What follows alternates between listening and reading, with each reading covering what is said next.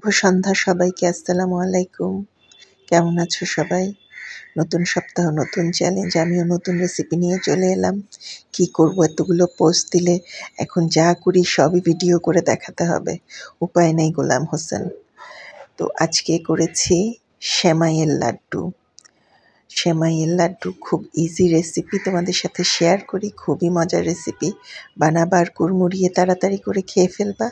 চটজলদি রেসিপি, চলো দেখি কিভাবে কি করলাম।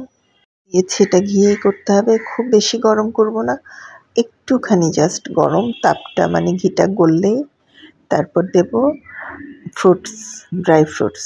আমি এখানে অল্প করে ড্রাই ফ্রুটস দিয়েছি, যেটা একদম কুচানো, খুব বড় হবে না, সামান্য করে দিয়েছি। এটা একটুখানি ভেজে নেব। কাজু বাদাম আর পেস্তা বাদাম দিয়েছি, যে কোনো বাদাম দিতে পারো, যে কোনো ড্রাই ফ্রুটস দিতে পারো। আমি আজকে কিশমিশটা ইউজ করিনি। এই ইজি রেসিপিতে আমি দুটো বাদামই দেই, একটু দাঁতের নিচে পড়লে লাড্ডুগুলো খেতে মজা লাগে। তো হালকা করে ভেজে নিব, খুব বেশি ভাজবো না, মুচমুচে করেও ভাজবো না, ঘিতে একটু ভেজে নিব। আর হচ্ছে যেই সেমাইটা নিয়েছি, সেমাইটা করার আগে দেখাতে মনে নেই। কি করব, এত রেসিপি করলে সারাদিন সব কিছু করতে মনে থাকে না ভিডিও। এটা হচ্ছে লাল সেমাইটা, লাল জর্দা সেমাইটা, আমরা এটাকে জর্দা সেমাই বলি। সেটা ব্লেন্ডার করে নিয়েছি, একদম মিহি ব্লেন্ডার, দেখতে পাচ্ছ। ওই লম্বা সেমাইটা যেটা আমরা ঘিয়ে ভেজে করি, পোলাও সেমাই করি, আমরা বলি যে পোলাও সেমাই করি, জর্দা সেমাই করি। এটাই বেশি খাওয়া হয় আমাদের বাসায়, নারিকেল দিয়ে ঘিয়ে ভেজে। তো এটা এখন ভেজে নিব যতক্ষণ পর্যন্ত নান হয়। এইটুকুনি একটু প্রসেসিং, 12 থেকে 15 মিনিট হালকা আঁচে ভাজতে হবে। মোট কথা যতক্ষণ পর্যন্ত না সেমাইটা ভাজা ভাজা হয়ে যাবে ঘিয়ের মধ্যে। অত ঘি লাগে না, সেমাইটা থেকেও ঘি ছাড়ে। অতিরিক্ত ঘি দিলে আবার লাড্ডুটা একদম তেল চুপচুপে হয়ে যায়, ঘি চুপচুপে, সেজন্য পরিমাণ মতো দিতে হয়।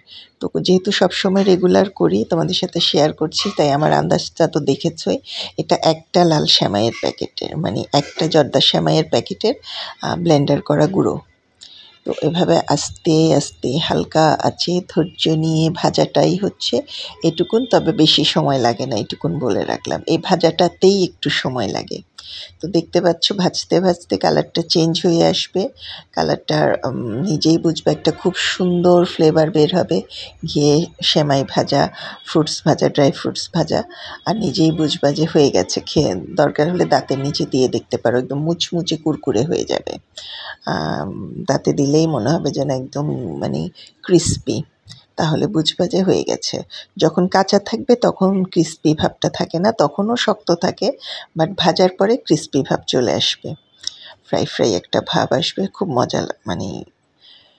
তো দেখতে পাচ্ছ এটা কেন দেখালাম, এটা দেখানোর কারণ হচ্ছে এইটুকুন আসলেই কষ্টের প্রসেসিং।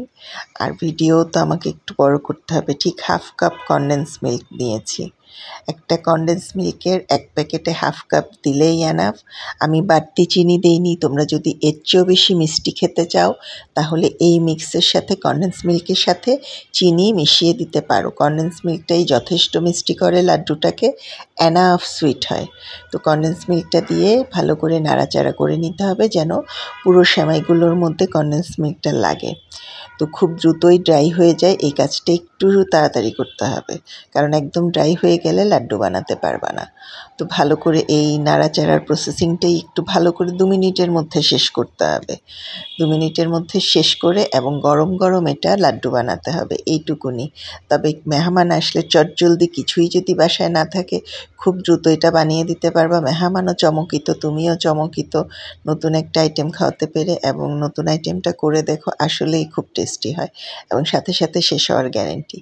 তো দেখাচ্ছি তোমাদেরকে, খুব কাছ থেকে ঘি ছেড়েছে, কনডেন্স মিল্কটাও মিশে গেছে। এখন এটা তুলে নেব।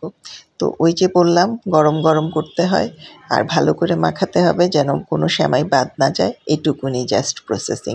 যখন বুঝবা যে হয়ে গেছে, তখন দেখবা যে ছেড়ে দিবে। এগুলো সবসময় ননস্টিক প্যানে করবা, তাহলে তোমার সুবিধা হবে, একদম উঠে আসবে। এটা হচ্ছে ড্রাই নারিকেল নিয়েছি ডেকোরেশনের জন্য। এখন হচ্ছে ওই চামচটা হচ্ছে পরিমাণ সবগুলো লাড্ডু ঠিক রাখার জন্য।